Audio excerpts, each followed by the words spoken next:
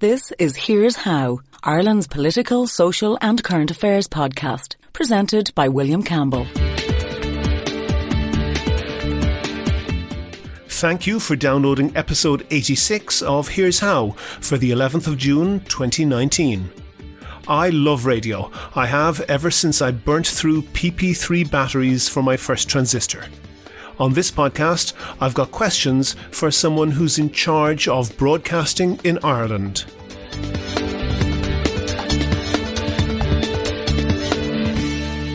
Here's How is Ireland's political, social and current affairs podcast. Make your view heard. Just dial 076 603 5060 and tell the world what you're thinking. Your voicemail may be included in the next podcast. You can find tips on recording your contribution and other ways to contact the show at here'show.ie/call. Coming up on today's podcast, what you've done is you have given licenses to about 7 or 8 radio stations that are all broadcasting more or less the same thing. And I went back and I had a look. Well, we wouldn't agree that they're broadcasting the same thing. Each of those services has what's called a program policy statement, and each of those services were licensed to provide different types of radio services. Now, hold that thought. There's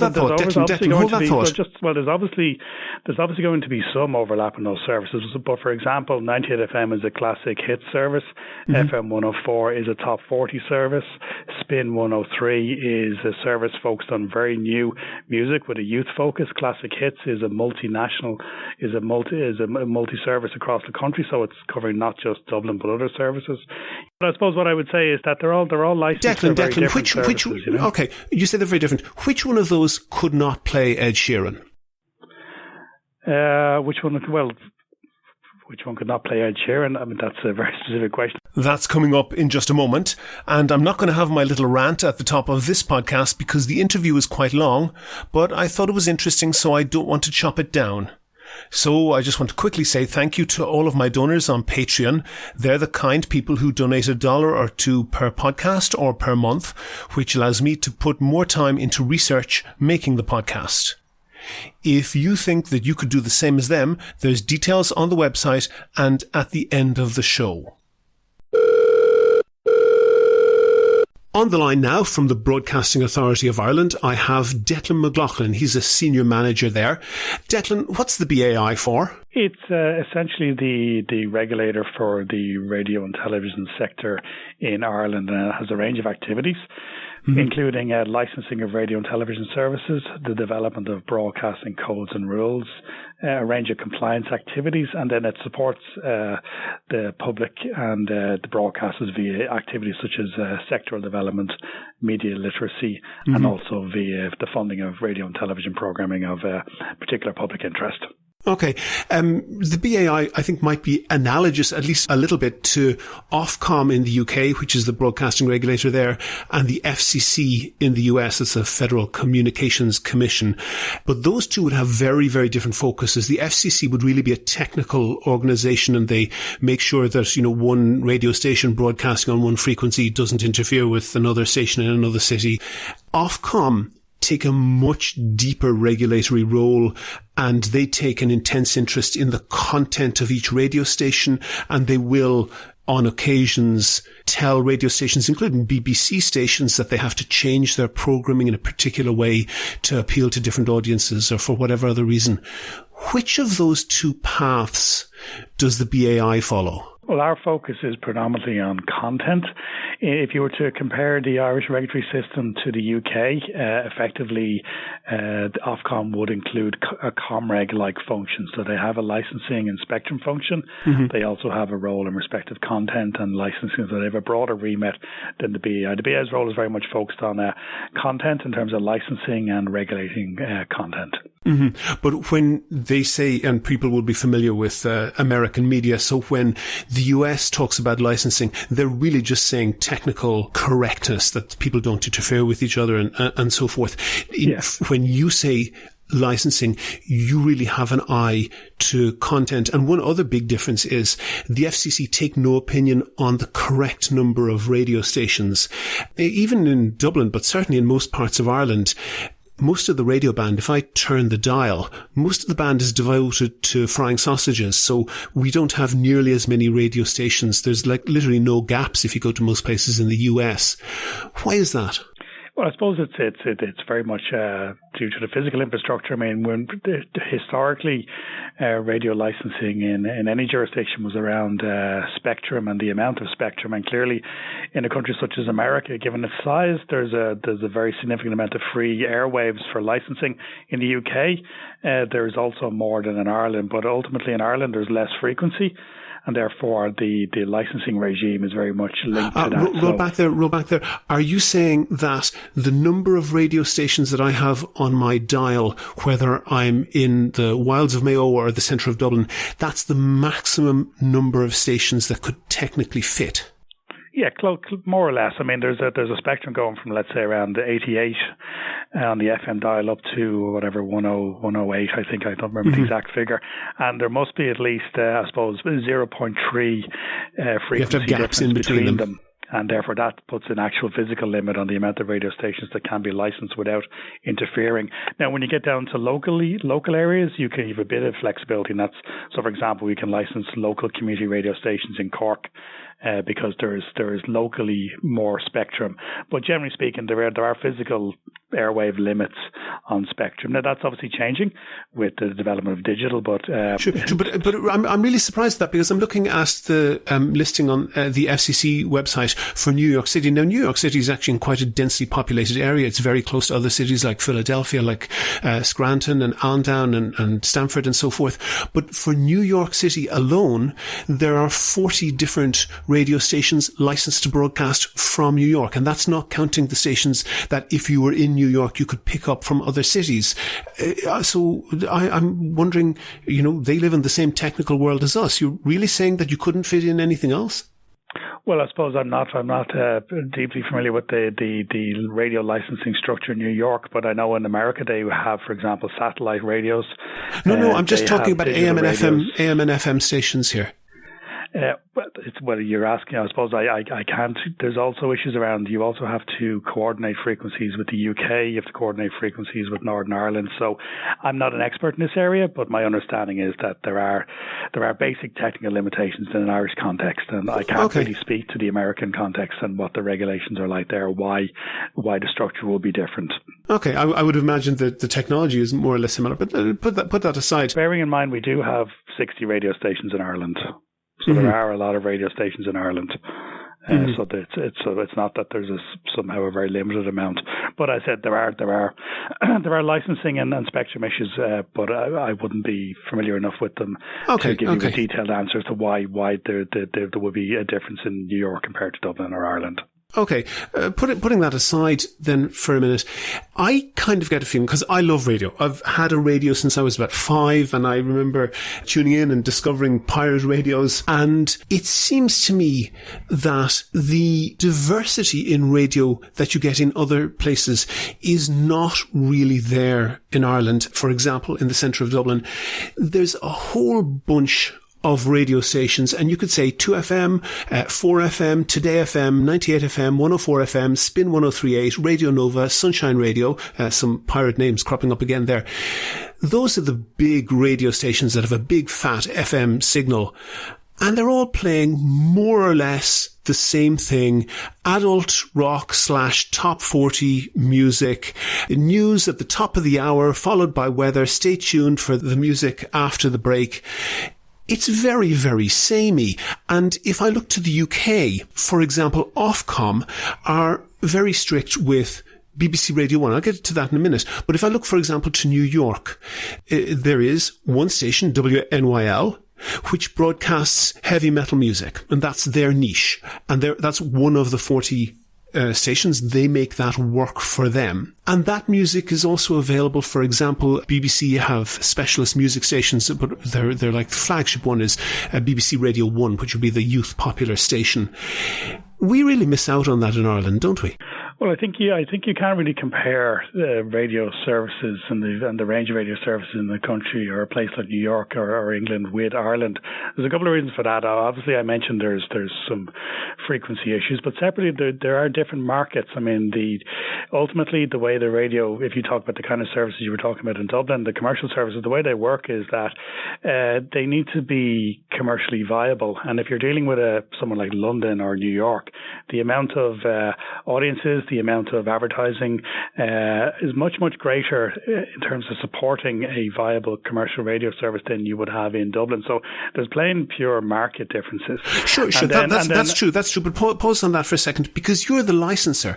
And what you've done is you have given licenses to, that's about 7 or 8 radio stations that are all broadcasting more or less the same thing. And I went back and I had a look. Well, we wouldn't agree that they're broadcasting the same thing. Each of those services has what's called a program policy statement, and each of those services were licensed to provide different types of radio services. Now, hold that thought, There's obviously going to be some overlap in those services. But for example, 98 FM is a classic hit service. FM 104 is a top 40 service. Spin 103 is a service focused on very new music with a youth focus. Classic Hits is a multinational, is a multi-service across the country, so it's covering not just Dublin but other services. You have News Talk, you have RT. Sure, News Talk is not one of those that I listed. Yeah, but I suppose what I would say is that they're all licensed for very different services. Okay, you say they're very different. Which one of those could not play Ed Sheeran? Which one? Well, which one could not play Ed Sheeran? I mean, that's a very specific question. I suppose you would expect Ed Sheeran, a current Ed Sheeran song, for example, on FM 104. You wouldn't expect an Ed Sheeran song, particularly on Spin, and you would expect an older Ed Sheeran songs on the likes of Classic Hits 98 FM. What I would say is, though, I mean, ultimately it comes down to listenership, and there is a very diverse range of listenership for those services. So there is a clear interest in the service, and ultimately, if you're looking at, I'm not sure that's true. Declan, pause on that for a moment. Pause for a moment. Go ahead. Pause on that for a moment, because if you look at the first of those to set up was 98 FM. That was in early 1990s, 98 FM. Today FM was set up a couple of years later as Century Radio. Spin 1038 is much newer. The bid that they made to what is now the BAI bears no comparison to what they're now broadcasting. That's true, isn't it? You're referring to Today FM? To Today FM and 98 FM in particular, also Spin 1038. Spin 1038 was licensed as very much a youth-oriented station that might be like BBC Radio 1 in the UK. It's really very little different. Okay, it's got a slight difference, but absolutely Ed Sheeran could be played and nobody would bat an eyelid to say that that's out of place on Spin, on Today FM, on 98 FM, on 2FM, probably also on 4FM. And my point is, let me make the point on that. Sure, yeah. That market is essentially the 25 to 40 market, and those are people who are spending money, and advertisers want people who are spending money, therefore radio stations want people who are spending money, and there is almost nothing left. So there are styles of music that some people have a very great interest in, and I would mention 2 very different styles. One would be something like the Wolf Tones. They're a hugely popular band, and they can't get on the radio at all. And another is heavy metal. That's quite a large subculture in Ireland. A lot of people listen to that, and it has very devoted followers.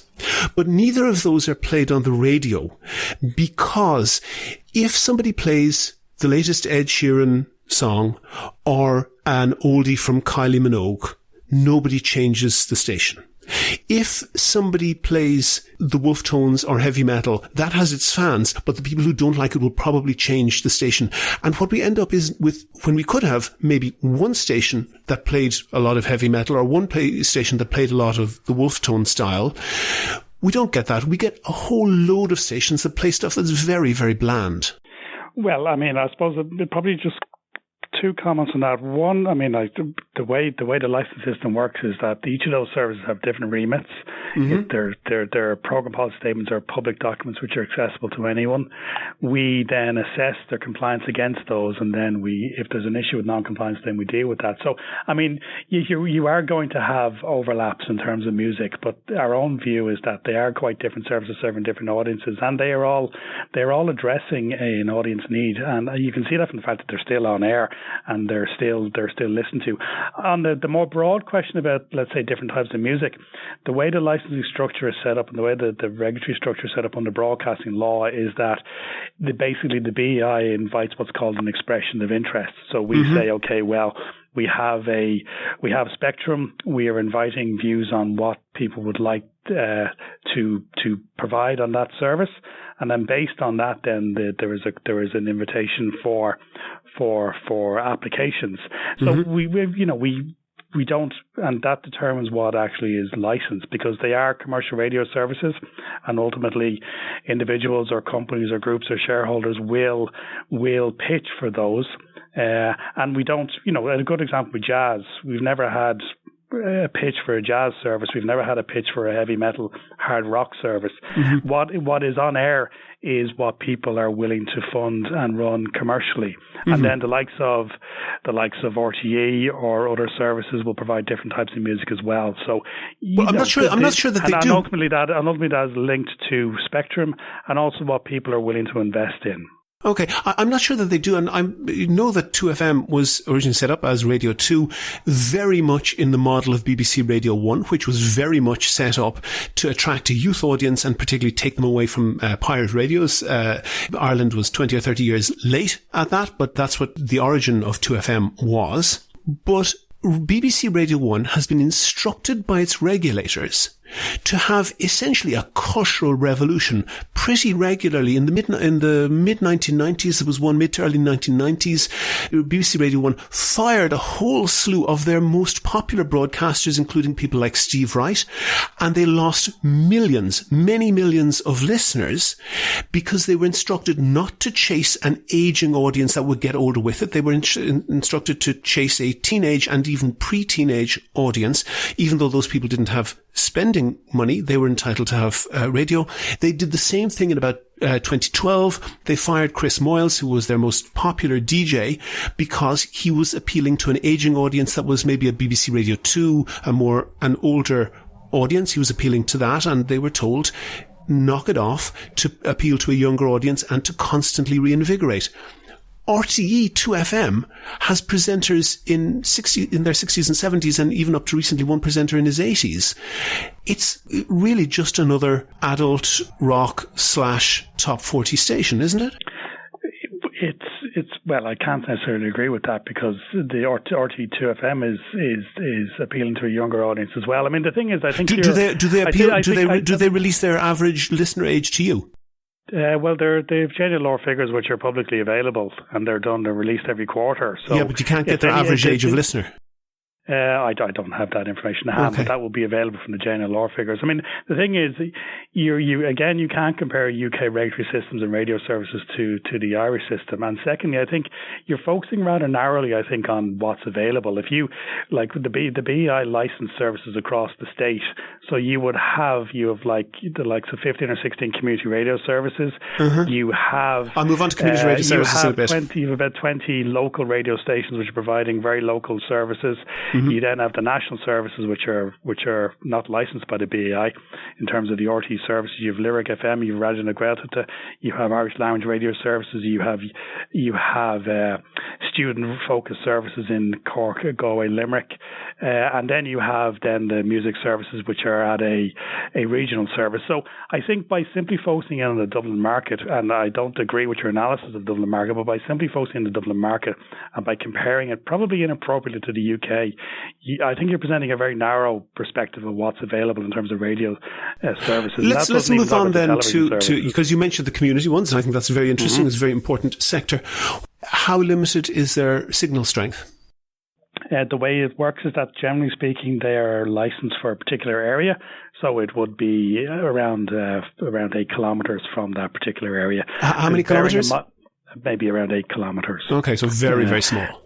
Well, intentionally small, because the way the way I should say that the licensing framework for community radio services is defined very much by what's called the community radio policy, and the community radio policy was developed in strong collaboration with the community radio sector.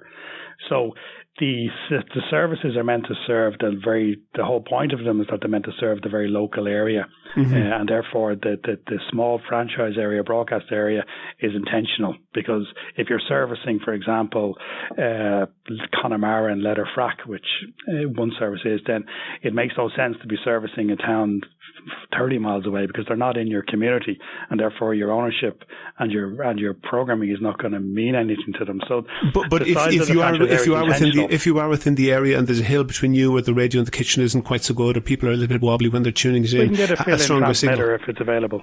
Okay. One thing I want to do then is change the topic, and the tune that you're hearing in the background might be familiar to a lot of listeners.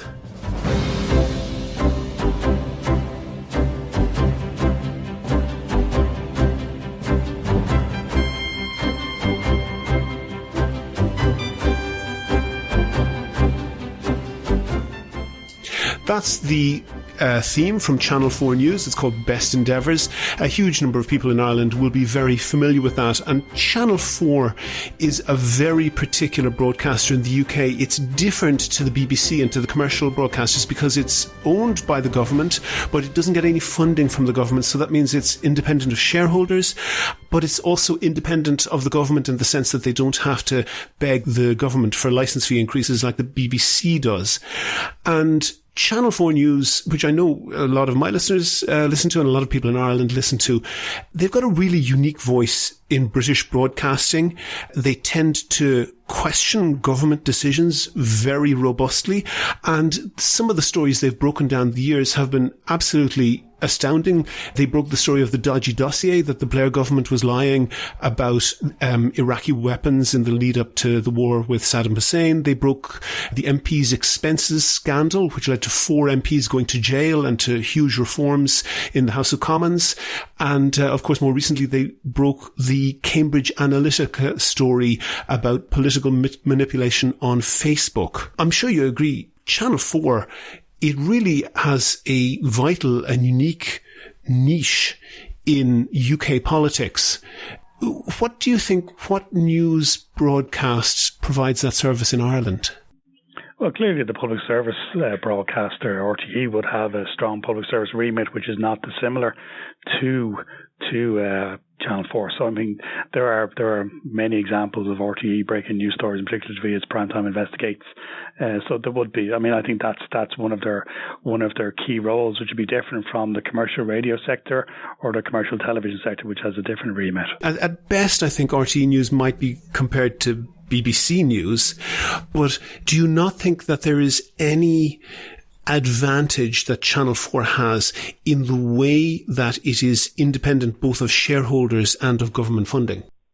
Well, certainly, yes. I mean, in the case of the public service sector, they're relying on dual funding, and that creates a tension in terms of having to obviously produce programming that is appealing to advertisers, as well as yes, exactly, as well as producing programming that is within its public service remit. So, I mean, the BEI is on record of saying that the funding for public service broadcasting in Ireland is not currently sufficient, and the license fee hasn't changed in a number of years, and that does have an impact on the scope and range of programming that can be produced, such as the likes of that are produced by RTE. Okay, are you comfortable? Are you comfortable with the fact that if you go on a lot of political Twitter or on message boards and so forth, RTE is referred to as Pravda, and people understand that without explanation. Pravda, of course, was the mouthpiece of the Soviet Communist Party, and people just say Pravda, and everybody understands they're referring to RTE. You're happy with that? Well, it's not for me to have an opinion on that. What I will say is that there is a lot of references to RTE as a state broadcaster. Ireland does not have a state broadcaster. Ireland has a public service broadcaster. State broadcasters are Pravda. State broadcasters are those which are controlled. It wasn't actually a party one, but anyway. And RTE certainly isn't a state broadcaster, and you will find that there is a wide variety of opinions as to whether RTE is liberal or conservative or towing the government line or following the establishment line. Now, it's not for the BI to comment on that, but and we wouldn't have a view on the kind of issues that you're talking about in terms of online comments on RTE. But I suppose the fact of the matter is that we don't have a state broadcaster. We have a public service broadcaster with a public service remit, and there is a range of views as to, in the public sphere or the political sphere as to how well it does its job. What the BEI's role is that every year the broadcaster is required to set out its performance commitments, which are set by RTE, and then the BEI will evaluate how well it's succeeded in meeting those commitments, and then makes a recommendation to government around public funding, and then it's entirely a matter for government as to what those levels of funding are. Okay, putting aside, and you're right, of course, everybody will think that they're biased against them. People will always see that, and that's the type of loss aversion that affects everybody. But independent of that, there is pretty good evidence that RTE is much more likely to genuflect to power, that they are much less likely to challenge powerful institutions. And and I understand that can be difficult to measure and people will have a different view on it, but just to take a very, very precise and indisputable instance, when the Pope came to Ireland, Pope Francis came to Ireland a couple of years back, there were two notable things that were never reported on RTE. One was the fact that attendance at the Phoenix Park was down 90% on the previous papal visit, and also, really controversially, the disgraced cardinal Seán Brady, who was notorious for covering up crimes of the paedophile priest Brendan Smith, he was there at the red carpet greeting Brendan Smith, and that was not mentioned on RTE, and it appeared that RTE were almost avoiding catching him on camera. That's really remarkable that those facts only came out on social media, isn't it? Well, I mean, I can't comment on what RTE did in terms of coverage of the papal visit. I mean, our role is really around whether we deal with complaints. We don't get into editorial decisions of RTE, so I can't comment on those kind of issues. Okay, but you would agree that individual issues of bias, which everybody will accuse every broadcaster of, and that's normal, but having a general tone of more supporting the establishment is a different issue and a separate issue. I mean, we don't get into, I suppose, what you might call news values. I mean, regulation doesn't deal with news values, and by news values, I mean the choice of things to cover or not to cover, and how to cover. The way the broadcasting law is set up is that the broadcasters have the freedom to choose how they cover and what they cover in terms of news and current affairs.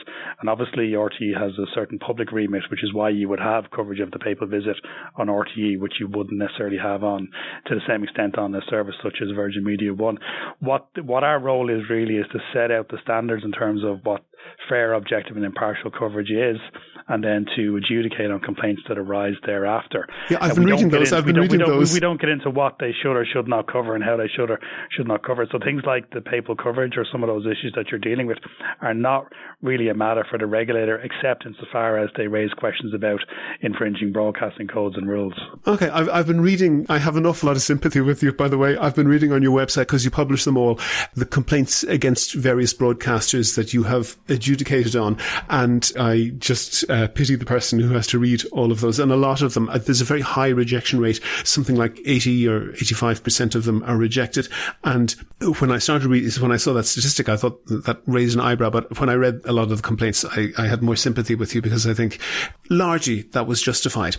But there's one aspect of your complaints process that I would question, and it's this: the complaints that you accept are against generally a particular programme broadcast on a particular instance. So if Fianna Fáil thinks that Fine Gael got too much time in a debate on the European elections that we've had, or something like that, they can make a complaint, and that may or may not be adjudicated upon. And in fact, in the recent debates on the European elections and local elections, we've seen the presenters mention the stopwatch, that they kind of have to watch how much time they give to individual people and make sure that it's all balanced and so forth. And that's fine. But where there are systemic issues, or where there's the possibility of a systemic issue of bias, I don't see how the BAI can deal with that. How do they do that? I mean, the way the Act works and the way we consider complaints is if there's a pattern of, let's say, non-compliance in a particular area, then we have a number of measures open to us. And I'll give an example of where there was a number of complaints upheld against the Ray Darcy show on RTE for its coverage of issues around Ireland's law on terminations of pregnancies, and there were 3 successive instances of non-compliance. And what the BI did in that instance is we issued what's called a warning notice, and what that means is that the broadcaster has to meet with the BI, has to set out its plan for dealing with or for avoiding a further repeat of non-compliance. And then if the BI is unhappy, either in the case of one individual significant infringement of broadcasting rules, or if there's a repeated pattern, then we can undertake what's called a statutory investigation, and then we can levy a fine of up to €250,000.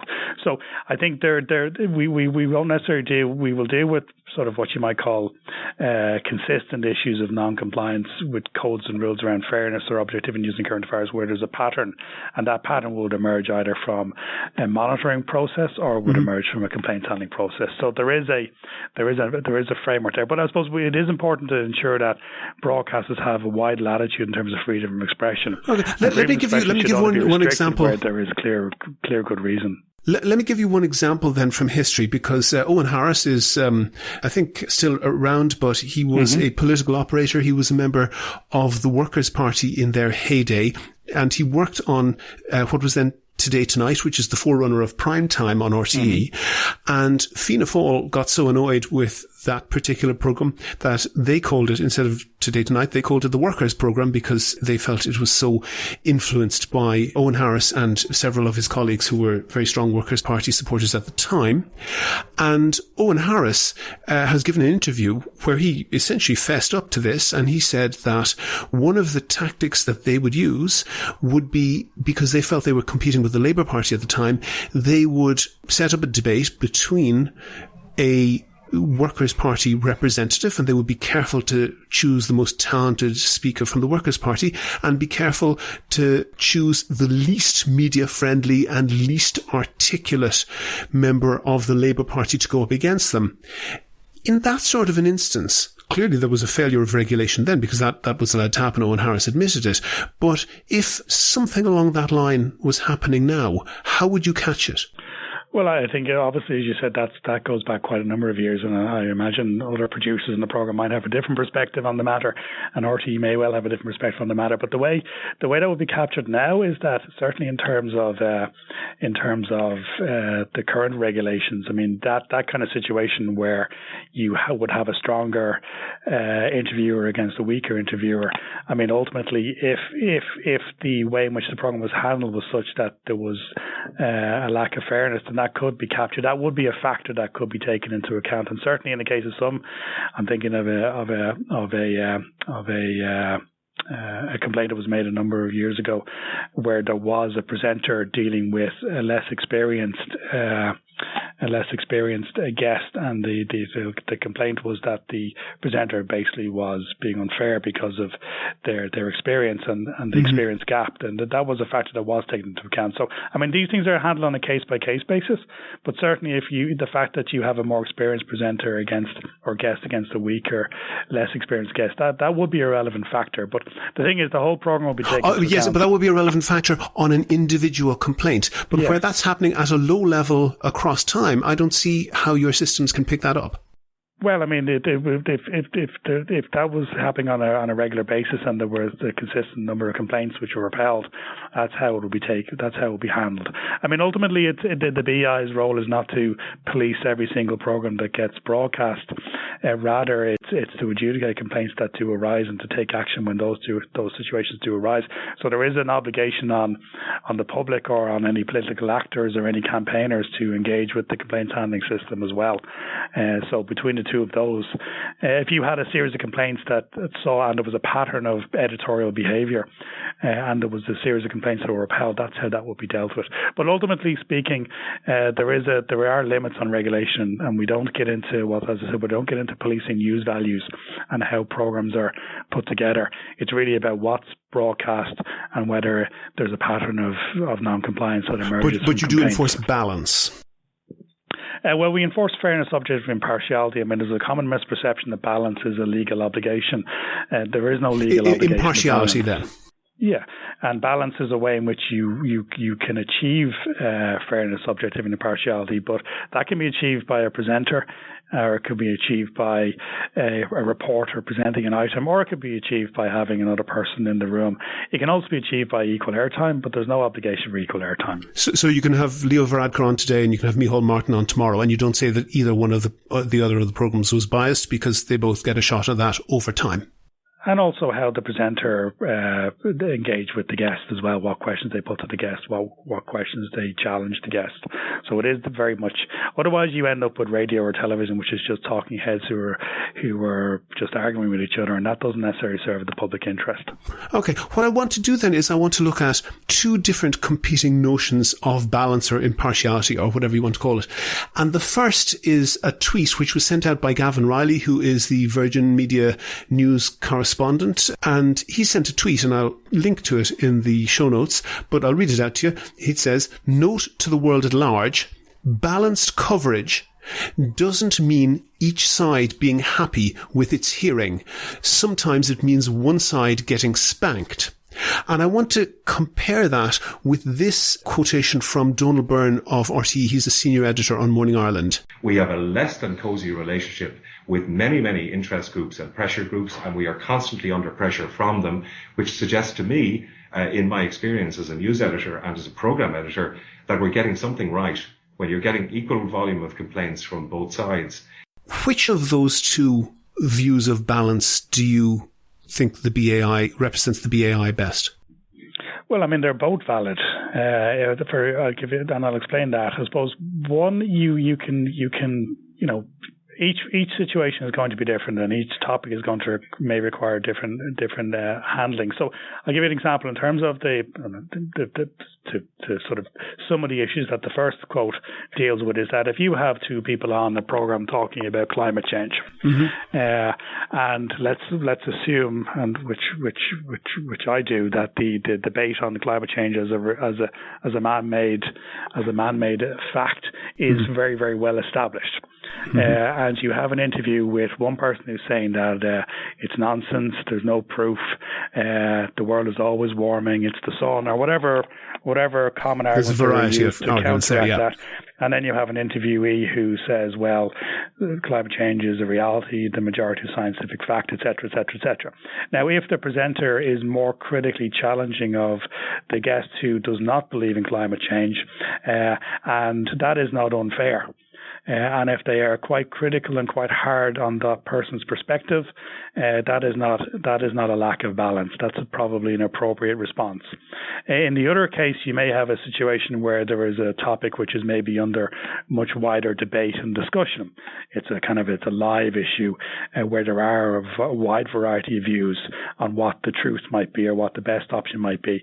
Then the presenter who is handling that and is basically putting the critical arguments to both parties where there are critical issues to be discussed is likely to make listeners unhappy if they hold one view or another. So I think both perspectives are valid, but it's very much on what the topic is and what fairness requires. Let me give you another quote. Let me give you another quote, and it's unclear who said it first, but the quotation is Journalism 101. "If somebody says it's raining and another person says it's dry, it's not your job to quote them both. It's your job to look out the effing window and find out which is true." And that's a fair perspective. Where things are that clear cut, and obviously if things are less clear cut, then there's going to be a more nuanced discussion. So there's a difference between an art and a science, essentially. Yeah, I think that's a fair. Okay. Do you think that it is a valid criticism of Irish broadcasters and journalists, particularly who may be working under pressure and don't want to get it in the neck and don't want to get dozens of complaints, that they perhaps tend more towards saying, just quoting them both? I think, I wouldn't agree that that's a wholesale fair criticism, but I certainly, in our experience, that can happen. And what we've done around things like referenda or elections is we've tried to nuance our guidelines to, I suppose, give broadcasters the freedom to deal with issues as they see. As you said, if it's raining, it's raining, and that's not you don't need dual opinions on it. But I think certainly when you've got broadcasters who maybe are under time pressures, under financial pressures, then there can be a tendency to take what can be the easy route, which is to basically have on two talking heads, and the presenter in that instance just serves as a ringmaster rather than as somebody who's critically engaging. And that can happen, and it has happened, and that's why you often have a situation where you have a stopwatch approach to referenda coverage, when in fact there may be a very strong public view or political view. But this came up in the British. I want to maybe not bring in Irish politics; it's a bit contentious, but in the Brexit referendum, the BBC really have been seriously criticised for this, that they had one economist saying this is likely to be disastrous, and another economist saying no, this is the greatest thing since sliced bread, and gave them equal time and apparently equal status, when the economist saying this is very risky and could be a disaster had hundreds of other very notable economists backing them up, and the one who didn't got a degree from somewhere not so reputable and had nobody of repute backing them up. That's a real danger. And to me, when I turn on RTE, well, put it this way, when I turn off RTE, it's usually because it's that stopwatch approach going. Do you feel you have any role to essentially improve quality in that sense? Yeah, I mean, as I said, the choices to how to run programs with broadcasters, what we can do is we can provide rules where appropriate, and what we've done with our more recent election and referenda guidelines is really to set out that kind of approach where you're simply dealing with things adversarially, or where you're simply, when you're not dealing with the topic, you're just dealing with the individuals arguing. That doesn't necessarily serve the interest of the public. So we have tried to provide guidance on that. We also have done workshops with broadcast where we've talked through our perspectives. But ultimately, the BEI, we can give guidance and directions to broadcast. We can support them via training. But ultimately, broadcasters are free to broadcast what they choose. And then it's only where the broadcast might infringe broadcasting law that the BEI has a role. But I think that kind of broadcasting doesn't really serve the interests of audiences, and it would be preferable if there was a more challenging, nuanced approach taken in some instances. But that is really a matter for broadcasters themselves. Okay, one other topic then. Obviously, all Irish broadcasters rely on advertising, either partially in the case of RTE or wholly in almost every other case. There is sometimes, and this has come up a few times, the danger whereby commercial influence is overstepping its mark. And I spoke to one journalist from the Sunday Times, and he mentioned RTE's use of Paddy Power. Now, Paddy Power is obviously a major gambling company with betting shops, and now with online betting, I think is probably even bigger than their betting shops business. And they sponsor Red Sea opinion polls. And these opinion polls very, very frequently, particularly with the Seán O'Rourke programme, end up with Stuart Kenny, the CEO of Paddy Power, or somebody else coming into the studio and giving a long, soft interview about the results of the opinion poll. And Paddy Power gets a name check very, very frequently on that. And what the Sunday Times journalist I was speaking to said was that under Sunday Times rule, and of course there are no rules, there's no BAI for press broadcasting, but just under their own ethics rules that they voluntarily follow, would be unacceptable under there. That really counts as sponsorship, even though it's not being regulated, doesn't it? Well, I don't know the particular details of the arrangement, but certainly, I mean, you are allowed sponsorship of content is permitted, but it is subject to very clear restrictions. Mm-hmm. And the principal restriction is that it can't influence the editorial content. So I'll give you an example. If you had a betting company who were, sponsoring a particular sports coverage or whatever, mm-hmm. and then somebody came on from that company and talked about the horse racing. Now you've got somebody who's got an expertise in that particular field. It would only be problematic if there was references to, let's say, the products and services of the sponsor in terms of particular odds at a racing match, or if the particular content or contribution by that person was leading to a distortion of let's say the news and current affairs content. So there are rules there. But that's above board. That's above board sponsorship. There are rules to deal with it. As you say, RTE has a committee that actually approves or perhaps in some cases rejects potential sponsorship deals. But this is something that RTE denies is sponsorship and then on that basis says that the rules don't apply because they're denying that it's sponsorship. But essentially, that's free content and quite interesting content. Opinion polls have, generated a lot of interest. That's free content for RTE and free, at the very minimum, publicity, we might say advertising, for Paddy Power.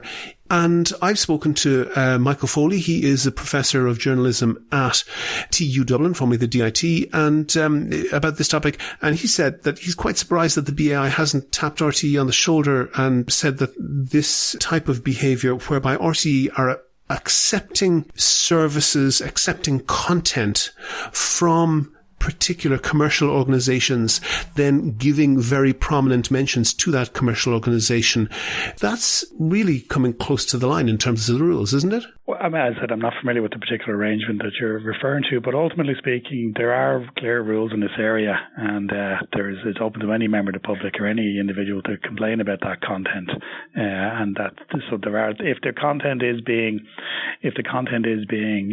influenced by the arrangement, then that would be in breach of broadcasting rules. But it'll come down to the specific content on a specific day, and it's difficult they can cross their heart and swear that it didn't. In isolation from an actual complaint.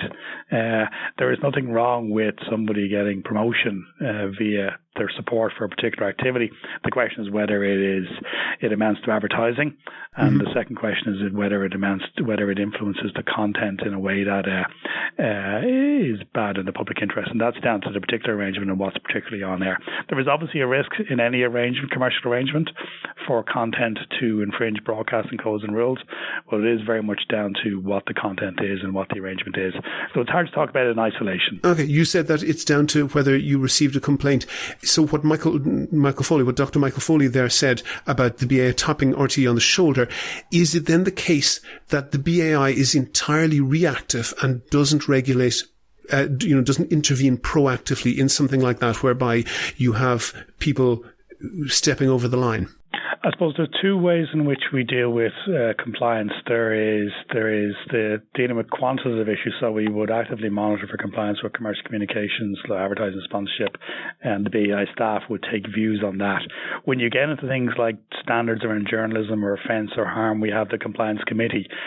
So, for example, it wouldn't be, if you're dealing with something like offence or harm, it wouldn't be appropriate for somebody like myself, an individual, to take a view on the thing that deals with standards in society and broadcasting. That's why we have a compliance committee of 8 individuals who are appointed via the governmental and joint process to make those decisions. So for things like fairness, objective impartiality, and for things like do they only react to complaints? They do react to complaints. That's the but do they only react to complaints? Or if issues arise from monitoring that can be escalated. So generally speaking, it is complaints driven, and that's the way the statute, the law is in place. Okay, so you're essentially bound by statute that you can't perhaps have somebody monitoring there and saying, even though we haven't received any complaints about this, we think this is an issue. Generally speaking, when it comes to things like offence, harm, or standards around journalism, the view of the BIs and the way the law is written is that it's appropriate that those decisions are made by a group of people, and the way in which that happens is via the complaints handling process. DAB launched in Ireland in November 2006. That's nearly 13 years ago at this stage. What advances have been made in the 13 years since? Not significant advances. I mean, RTE have been driving their service, and that's available in about 60% of the country. There's a recent trial in Cork, but I suppose there hasn't to date been any commercial appetite to operate DAB services on a large scale. That's mainly because I suppose FM works very well. And secondly, DAB is quite expensive. So there is that market interest. So there hasn't really... Wait there. What's expensive? DAB? It's expensive to listen to or expensive to broadcast? It's expensive to put in place the infrastructure. Oh, okay. If you take something like broadcasting, you can put a transmitter on top of a hill, and you can catch a large area. DAB requires lower level transmitters and much more of them. So it is quite expensive. And FM works very well. And it is very popular in Ireland. I think in the UK there's a number of single infrastructure providers, and then the broadcasters effectively then pay for carriage on those services. Yeah, the UK has more than 50% of all radio listening now in the UK is digital. Norway probably leads the field. Norway turned off their FM networks in 2017, so they're effectively, whether they like it or not, they're 100% digital. Do we know what percent of listening in Ireland is digital? I don't have those figures. It wouldn't, compared to FM, it wouldn't be high. It's certainly a long way less than 50%. Yeah, and I think what's happening over time is, you're seeing the rise of the smart speakers, such as the Google and the Amazon, and a lot of people listen to radio through those. So I think there's a very much a kind of a change in technology. So I think certainly there's been no commercial appetite to invest very heavily in DAB in Ireland, and maybe the technology is changing. We're going to have 5G. We have the growth of those smart speakers. We have podcast and internet radio. So it's not. Well, we are going to be reviewing digital audio broadcasting and the appetite for that in the coming year or two. So we'll see whether that creates new opportunities or new interest. But at the moment, there doesn't seem to be a sufficient market appetite or audience appetite for DAB. Okay. For the listeners who may not know the term, what is cross-media ownership? Cross-media ownership would be basically where a company owns different types of media formats and platforms. So you might own radio stations, television stations, newspapers, or you might also own cinema or other types of different media. So it's RTE would have cross-media ownership of radio and television services. Yes, that's one thing with the public sector broadcaster. But Ireland's media, up to just a couple of weeks ago, the situation has changed recently, but up to a couple of weeks ago, there was a very high degree of cross-media ownership in Ireland, and that, I think you'd agree, is viewed as a bad thing, because when a very high proportion of the independent media is owned by a small number of people or even one person, that limits the amount of voices, that limits the range of opinions that you tend to get on air.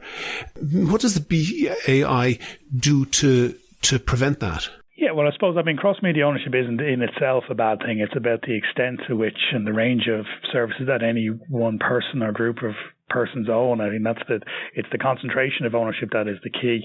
In terms of the BEI's role under the Broadcasting Act, when we are licensing services or considering changes in ownership of radio services or television services, we have an obligation to consider three things. One, that the desirability of any person or group owning an undue number of radio services in the state as a whole, the desirability of anyone owning an undue amount of radio or television services in a particular geographic area like Dublin or Cork or whatever, and then also the desirability of anyone owning an undue amount of communications media, and for the purposes of our regulation, that would include print, radio, television, broadcasting platforms. That was good. You've answered my next question. Internet or digital media. Okay, you've answered my next question, because Dennis O'Brien, through various companies, owns Communicorp, which includes Dublin's 98 FM, News Talk, Spin 103.8, another spin station in the southwest, and Today FM. That's a big chunk of radio listenership.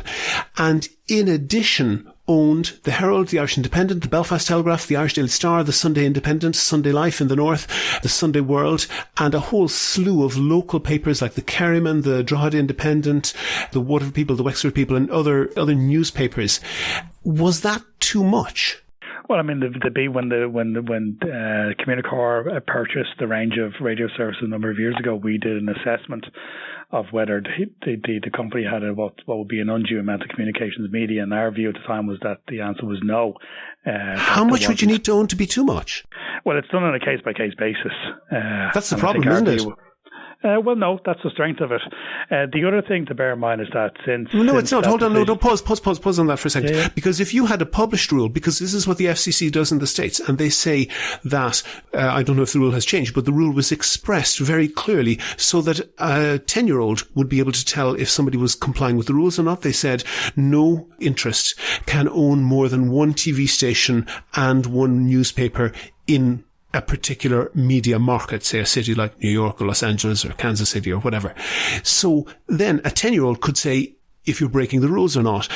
When you have these woolly criteria like they shouldn't own too much, and there's no definition either, there's no public definition of how much is too much, even though he has in recent weeks sold his stakes in independent newspapers, Denis O'Brien still owns 100% of all national radio stations, national independent radio stations in Ireland. Well, in terms of the I suppose I'll say two things to that. One, the BI has a particular role, and in terms of radio services, no one person or group can own more than 25% of the total number of radio services in the state. But there are also, unlike the FCC in Ireland, there's also two other bodies which have a role in making decisions around what would be called media concentration. The Consumer and Competition Protection Commission will look at market issues, yes. And then the Minister for Communications under the media mergers legislation will look at any significant media mergers in terms of plurality. So there's a fairly wide range of different. Okay, but can you repeat the BAI rule? Can you repeat the BAI our rule? view is that the legislation needs to be updated as well. Okay, can you repeat the BAI rule, because I didn't catch that? What's the limit? In terms of radio services, we will not permit anyone under the current policy. We will not permit any individual or group of individuals to own more than 25% of the total number of radio services in the state. So hold on for a second. So the total number of radios, of course, yes, but the total number of radio stations. So you're counting by number of radio stations. So if somebody owns the huge big hitters, the Today FM and the News Talk, each of those count as one station. And if you're talking about Portumna local radio, that counts as another radio station. Am I right? That is true, but we also... That's a huge weakness, isn't it? That is just one of the tests. We'll also then look at the impact of ownership in a particular specified geographical area, and then so we'll also look at the total communications market. So we're not just looking at that 25% figure in isolation. Okay. Nevertheless, would you not agree that it would be much more transparent to have published criteria that everybody can know what's allowed and what's not allowed, rather than somebody slides a request under the door and white smoke or black smoke comes out depending on whether it's or not it's approved?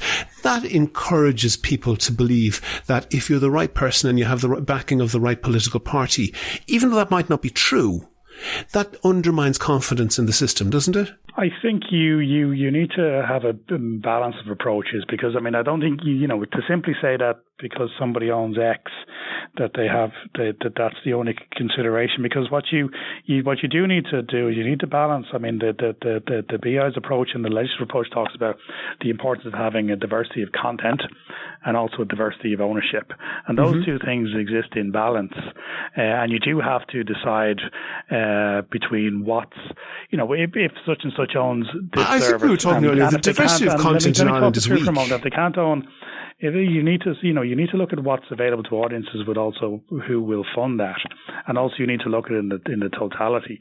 So yes, you in the likes of the 25% for the BAI, that's a useful measure. But if you're dealing with a local community service, if you had one particular owner owning all of the media services in Cork, they might know the total. That might make a lot of difference in the national scene, but it does make a difference in the local scene. So you need to be taking both a qualitative and a quantitative look at these things, and you need to take it on a case-by-case basis. A simple number, I don't think, is a sufficient measure, because the number might mean something important at a national level, but might mean nothing at a local level. So you do need to take a more nuanced approach. Okay. Finally, Declan, what new services can we look forward to in the next short while? At the moment, we are. I suppose the way the licensing process, as I said, works is depending on what the interest is. We're currently inviting expressions of interest for a number of radio services in regionally. So what the current franchise areas for the iRadio, Northeast Midlands and Northwest is currently up for renewal. We're also inviting applications around what will currently be the Radio Nova service. So depending on what the applications are, that will determine what finally is licensed. What we have found recently in terms of radio licensing is that there hasn't been a significant interest in new radio licenses other than those which are currently held by those radio services. So there hasn't been a lot of competitive licensing. So I mean, that's what the market is willing to fund. It very much determines what the commercial radio sector looks like. Declan McLoughlin, Senior Manager at the BAI, thank you very much for talking to me. Thank you, William. If you like the Here's How podcast, please rate and review the show on iTunes and other podcast providers. Share it on Facebook and Twitter. Tell your friends. But most of all, make your views heard. Call us on 076 603 5060. If you'd like to hear more podcasts from me, I'd certainly love to do them, and I could devote more time to them if I got them sponsored. I have a page on Patreon that allows ordinary listeners to donate $1 or $2 per podcast or per month, whatever you want. So if you think it's valuable, please do that and share the podcast with your friends so they can do the same. Go to the website for sources and references from the show. And while you're there, you can like the show on Facebook, follow @Here's How Podcast on Twitter, and follow the Broadcasting Authority @BAI Tweets. And get in touch with me if you think you can suggest a guest or a topic for a future show. Also, you can find out how to subscribe to the podcast for free on your computer, on your phone, or by email. All that, including my Patreon link, are at www.here'show.ie. The Here's How podcast is produced and presented by me, William Campbell. Thank you for listening.